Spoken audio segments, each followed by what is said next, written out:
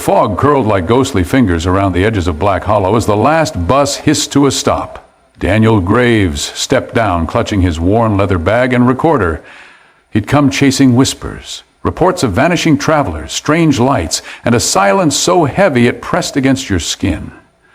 The locals had warned him through closed doors, muttering the same phrase, "The Hollow forgets." But Daniel didn't believe in curses.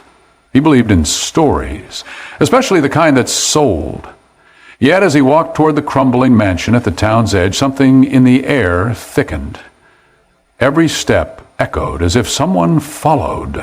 The wind hissed his name, or maybe it was just imagination. Still, when he reached the iron gate of the house known as Marrow's End, he hesitated. The gate creaked open by itself, welcoming him like prey. His flashlight flickered, and for a heartbeat, he thought he saw a woman's silhouette standing in the upstairs window, motionless, staring straight at him. Inside, the air was colder than outside, heavy with dust and rot. The walls bore cracks like veins, pulsing faintly under the dim light. Daniel set up his recorder on a wooden table, whispering his introduction for the podcast. "Night Voices investigates Black Hollow." His voice trembled despite his steady tone. A grand staircase loomed ahead, its railing draped in cobwebs. Portraits hung crookedly, eyes following him with unnerving focus. He climbed slowly, the steps groaning under his weight. Halfway up, he heard a child's laugh echo faintly, soft, playful, but impossibly near. He froze. Then silence swallowed it whole. Upstairs, a corridor stretched endlessly, lined with doors. One door, slightly ajar, revealed a faint light flickering inside. He pushed it open, breath held, and found an old diary on a desk. Its pages yellowed, written in elegant cursive. The first line reads, "If you read this, it means she's chosen you next." Daniel's throat tightened. He turned another page. The diary belonged to Clara Whitmore, a young woman who'd lived here in 1924. Each entry described strange events: the mirror whispering, the clock bleeding ink, the nights she'd woken with bruises shaped like fingers. The last entry stopped mid-sentence. "Tonight, she finally," before the ink smeared violently across the page. A sudden knock from behind made Daniel jump. He spun, but no one was there. The window creaked open, despite the windless night. A music box began to play from somewhere in the hall, a lullaby, faint but hauntingly familiar. His flashlight dimmed again, flickering with every note. The melody slowed as he approached, revealing the source. A cracked porcelain doll sitting upright in a chair, smiling. When he bent closer, the doll's glass eyes rolled toward him, and the music stopped abruptly. He stumbled back, heart hammering, knocking over the chair. A child's voice whispered from the shadows, "You shouldn't have touched her." He backed away, scanning the dark hall. "Who's there?" His voice cracked. Silence again, but the air vibrated as if filled with static. The walls seemed to breathe. The portrait's eyes appeared wetter, more alive. Daniel clutched his recorder. "If anyone can hear this," he whispered, "something's wrong with this place." As he turned to leave, he saw muddy footprints appearing one after another, leading down the hall, stopping right before him. He knelt, touching the damp print. It was small, a child's size. Then he heard it again.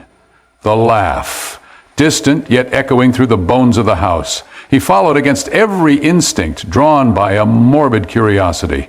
The footprints ended at a locked door. He pressed his ear against it and heard sobbing, soft, desperate. "Clara?" he whispered absurdly. The crying stopped. The doorknob turned on its own and opened into pitch blackness. Cold fingers brushed his wrist. The door slammed shut.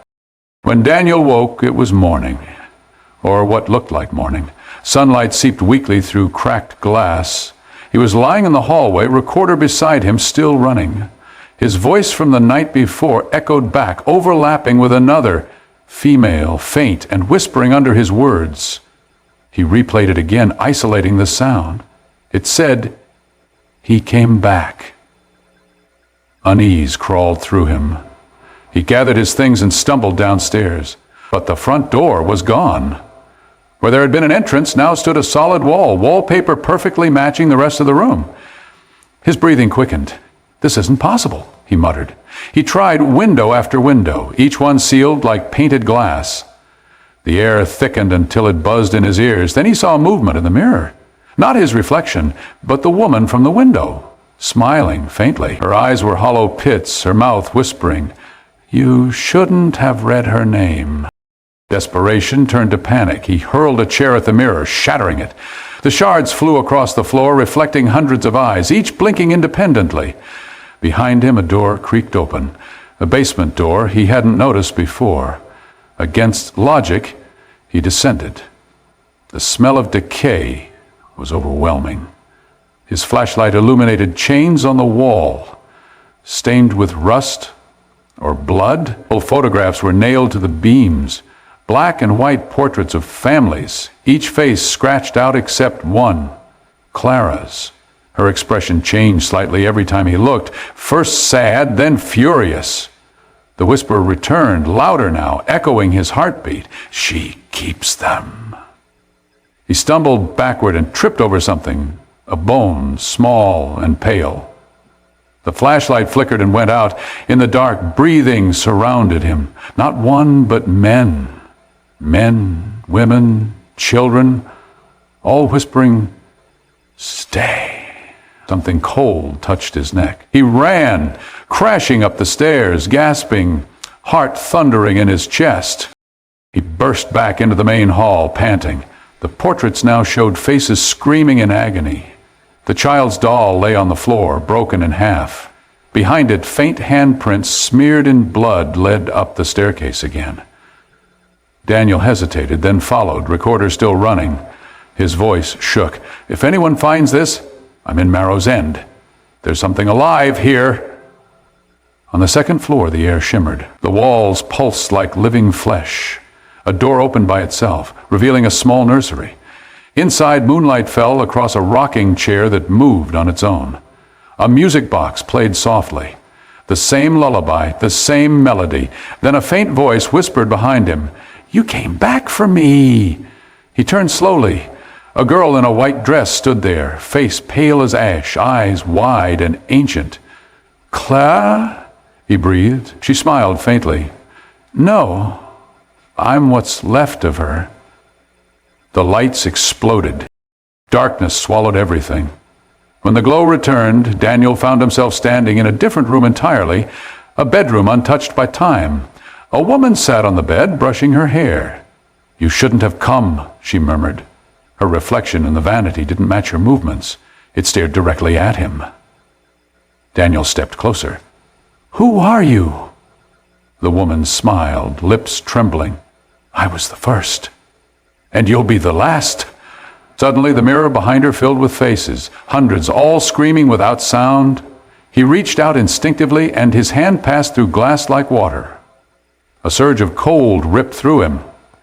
When he looked down, his reflection remained, still staring. He screamed, but no sound escaped his throat. The woman's voice whispered directly in his ear, "Now you belong to the house." The reflection smirked and blinked when he didn't. Hours or days passed. Daniel wandered through rooms that shifted shape. The same hallway stretched endlessly. He began seeing flashes of himself in different places, standing in corners, watching. He found the diary again, but the handwriting was his. The entries described what he had just experienced, word for word. One final sentence appeared as he read, "He finally understands." Panic surged through him. He tore out pages, but they grew back, bleeding fresh ink. Somewhere deep within the walls, he heard crying again. "Help me," a voice whimpered. It sounded human, real. He followed, descending deeper into what seemed like the heart of the house. Doors led to staircases that spiraled downward forever. The air turned colder, thicker. He found himself in a chamber lined with mirrors, each showing versions of him, screaming, running, dying in different ways. One mirror flickered, showing the mansion burning. Another showed Black Hollow, empty. A sudden crash echoed. Daniel turned to see the same old woman from before, the survivor the locals whispered about, standing at the chamber's entrance. Her eyes glowed faintly blue. "You shouldn't have stayed," she croaked. "It feeds on stories. It needs believers." She stepped closer, her voice trembling. "I tried to warn them all. Every one of us who spoke her name was taken." Daniel gripped his recorder. "How do I stop it?" he pleaded. The woman's expression broke. "You can't stop what remembers you." She lifted her sleeve, revealing symbols carved into her arm, marks of protection, old and faded. "It's already inside you." Before he could speak, the mirrors began to vibrate, shattering one by one. From their shards, hands clawed outward, pale, skeletal. The old woman screamed as they dragged her inside, her body vanishing in a burst of glass. The last mirror held Daniel's reflection, smiling. He ran, no longer caring where. The corridors twisted unnaturally, doorways looping back on themselves. He passed the nursery again, the chair still rocking, the doll's head turning slowly as he moved by. The voice followed him now, whispering his name from every direction. "Daniel! Daniel!" His flashlight finally died, plunging him into total darkness. A faint blue light began to glow from under a door ahead. He pushed through. Inside, the room was filled with floating dust, suspended mid-air like frozen snow. At the center stood Clara, or what remained of her. She hovered inches above the floor, eyes glowing white, hair drifting as if underwater. "You wanted the truth," she said softly. "Now you'll never stop telling it." Daniel trembled. "What are you?" Her smile widened impossibly. "I'm the story." The floor cracked beneath him, opening into endless black. He fell, screaming, recorder still running. When he woke, he was back in his apartment. Morning sunlight poured through the window. The recorder lay beside him, blinking red. He sat up, drenched in sweat, laughing in disbelief. "A dream," he muttered. "Just a dream." He played back the recording, expecting silence, but instead his own voice whispered words he never said. "Black Hollow welcomes you." Then came a faint sound. Footsteps and a woman's laugh. His hand shook as he stopped the playback. Every mirror in his apartment reflected a faint silhouette behind him. He turned, nothing there. Yet the smell of old dust and roses filled the room. His phone buzzed. An email notification read, "New subscriber, Clara Whitmore." His heart stopped. The lights flickered once, twice, then went out completely. Days later, the neighbors complained of strange noises coming from Daniel's apartment. Scraping, whispering, laughter. When the landlord finally entered, the room was empty. Everything was still, recording, camera, microphone, laptop, all running the same looping phrase. Night Voices investigates Black Hollow. The footage showed Daniel interviewing someone unseen, eyes wide, answering questions that weren't asked. The reflection in the window moved differently from him. At the end of the footage, he leaned forward and whispered, "If you're hearing this, you've already joined her." Then static. The authorities sealed the apartment, calling it a mental breakdown case, but the file kept uploading itself to random accounts, spreading the same cursed story across the internet. Those who listened reported dreams of the same mansion. Weeks later, a new podcaster visited Black Hollow, drawn by Daniel's final upload. The mansion looked abandoned again, though its gates were open. The air hummed faintly, carrying the echo of laughter.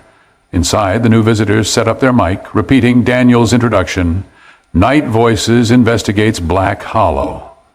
As the recorder blinked red, the same lullaby began to play from upstairs.